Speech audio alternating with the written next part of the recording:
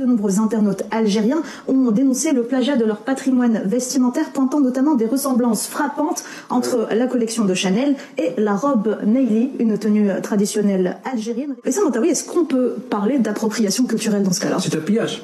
Honnêtement, quelle bande de clowns, parce que si le seul détail que vous trouvez pour accuser la France, c'est des robes qui auraient été plagiées par Chanel, c'est que vous n'avez absolument rien.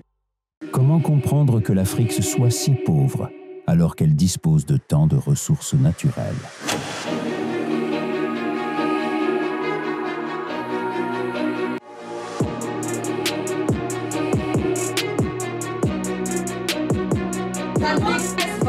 Des hommes grands et forts pour les travaux de la ferme.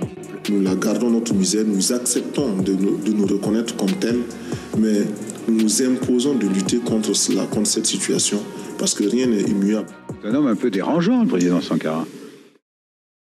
Mais ça suffit. On en a marre, nous les Algériens. Vous nous volez tout, là. Vous avez volé le pétrole, vous volez les gaz. Maintenant, vous volez même toutes nos créations de l'artistique. Voilà, qu'est-ce qu'on va faire? Non, moi, je suis pas d'accord. Les Français, arrêtez-moi ça. Wow, ça devient lassant, les Français. Jusqu'à quand vous allez continuer à voler le trésor national des Algériens? Vous avez volé leur or, vous avez volé leur pétrole, leur gaz. Même la tour Eiffel a été faite avec l'acier de l'Algérie. Et non content de ça, vous continuez à piller et à vous approprier leur culture. Oh non, à un moment donné, ça suffit. Bon, les amis, j'arrête. Je sais que c'est un peu éclaté comme introduction, mais bon, c'est aussi ça le plaisir des vidéos de Génération Sankara. Donc appréciez mon humour et notez-moi, dites-moi si ça vous fait rire ou pas. Bon, on va commencer cette vidéo parce qu'il y a pas mal de choses à dire. Les Algériens, encore une fois, se plaignent. Apparemment, la France aurait volé leur mode, les Français auraient encore une fois volé le savoir-faire algérien et les présentateurs algériens s'en plaignent. Bon, on va décortiquer ça un peu, on va voir ce qui est vrai, ce qui n'est pas vrai. Je vais vous donner mon avis en tant que futur Algérien, parce que je vous le répète encore une fois, j'ai fait ma demande de naturalisation en Algérie. J'attends encore le résultat. La dernière fois, j'ai failli retirer ma demande, mais je me suis dit non. L'Algérie, c'est le meilleur pays du monde. Il y a tellement de choses à voir que je ne peux pas arrêter le processus. Il faut que j'obtienne ma nationalité et que j'aille me gaver de El Morgen sur les plages d'Alger. C'est mon rêve. Allez. Bon, on va pas trop tarder. Avant tout, n'oubliez pas de vous abonner, de liker, de partager et de commenter. Abonnez-vous à la chaîne de Demisotric. C'est une personne qui fait de très bonnes vidéos, de très bonnes choses. J'apprécie vraiment son contenu. Et d'ailleurs, bientôt, on va commencer des lives. Ça prend un peu de temps pour se mettre en place. C'est normal. Ces derniers temps, je croule sur le travail côté professionnel. Donc, j'ai un peu moins de temps à la maison. Mais ça viendra, ne vous en faites pas. Allez, on va pas trop tarder, on va commencer cette vidéo. C'est une vidéo qui a été publiée par la revue Afrique qui dit « Selon la chaîne algérienne AL24 News, la marque de luxe française Chanel aurait plagié les habits traditionnels algériens pour sa collection printemps-été 2025. » Regardons cela les amis, parce que ça me paraît très intéressant.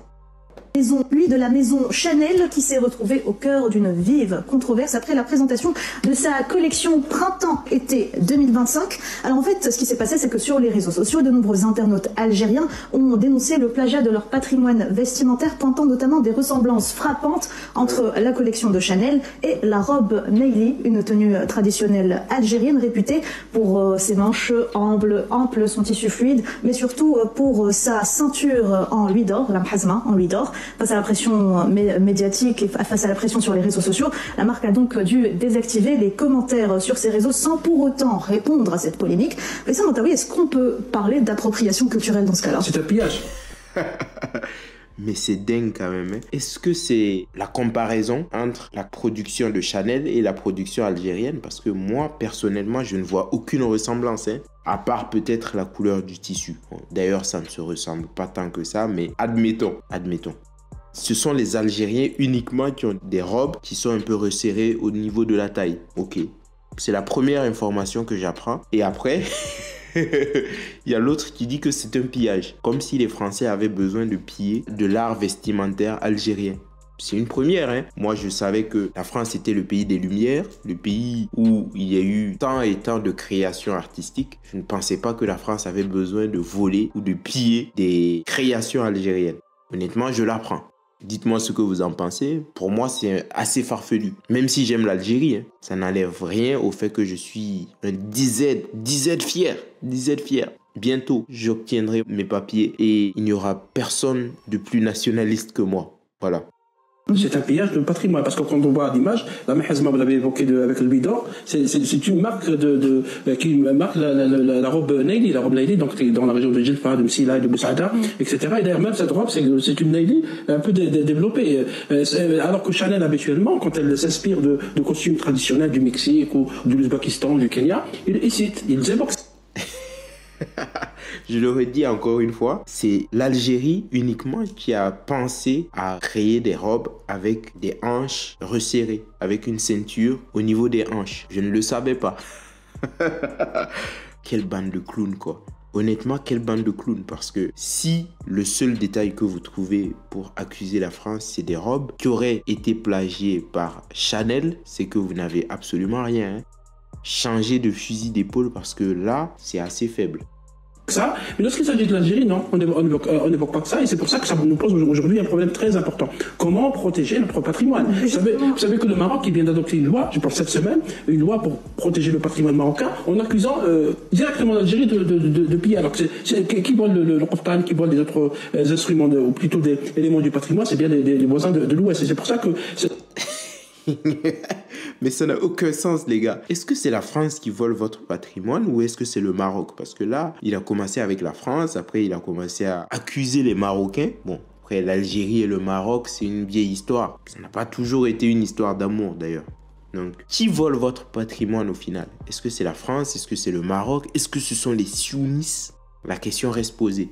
Ce café Chanel est très regrettable pour nous. Et on est aujourd'hui obligé de prendre des mesures, je ne sais pas, de s'adapter pour qu'on défende notre patrimoine. D'ailleurs, il n'y a pas que Chanel, il n'y a pas que la robe Naili qui a été représentée, qui a attiré le regard des internautes. Il y a aussi le caracou algérois, comme vous pouvez le voir sur l'image, qui était lui aussi présent lors des défilés de la maison italienne Giambattista Valli, où on a retrouvé la veste du caracou blanc, brodée dans ce cas-là avec des détails dorés, et le bas de la tenue généralement à Sawad Shalqa, qui a là été remplacé par une jupe ample, volumineuse. Encore une fois, aucune mention n'a été faite. Ok, bon, d'accord. Si vous le dites, moi je veux bien vous croire, hein, parce que vous êtes mes futurs compatriotes, je veux bien vous croire, mais les accusations restent très légères, quoi. Par contre, les Français, eux, ils disent que c'est eux qui ont créé le drapeau algérien. Est-ce que c'est vrai ou est-ce que c'est faux? Si c'est vrai, c'est aussi de l'appropriation culturelle, hein, parce que si votre drapeau a été pensé et réalisé par une Française, c'est grave. C'est grave quand même. Pour des nationalistes, moi personnellement, j'aurais changé de drapeau. J'aurais essayé de bricoler quelque chose qui me ressemble. Pas un truc qui a été pensé à Paris par une dame française.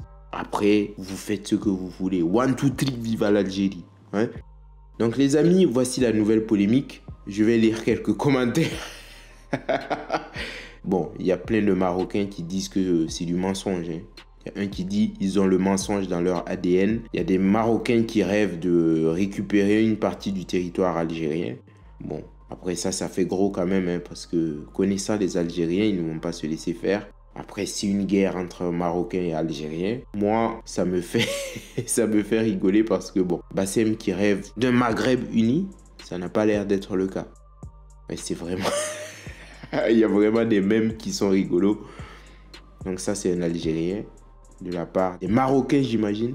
Bon, les amis, on va pas trop tarder, hein. Dites-moi ce que vous en pensez. Est-ce que la France est en train de voler le patrimoine algérien? Si c'est le cas, je le dénonce formellement parce que c'est interdit, c'est de l'appropriation culturelle. Les Français, cantonnez-vous à votre culture qui est déjà assez riche. Ne volez pas la culture algérienne, les pauvres, ils n'ont pas grand-chose. Si vous leur prenez le peu qu'ils ont, eh bien, ils vont se retrouver à la rue, quoi.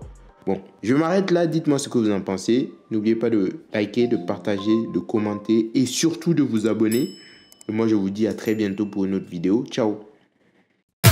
Blanc sans le laine, avec black, comme quoi sans haine, on est tous les mêmes.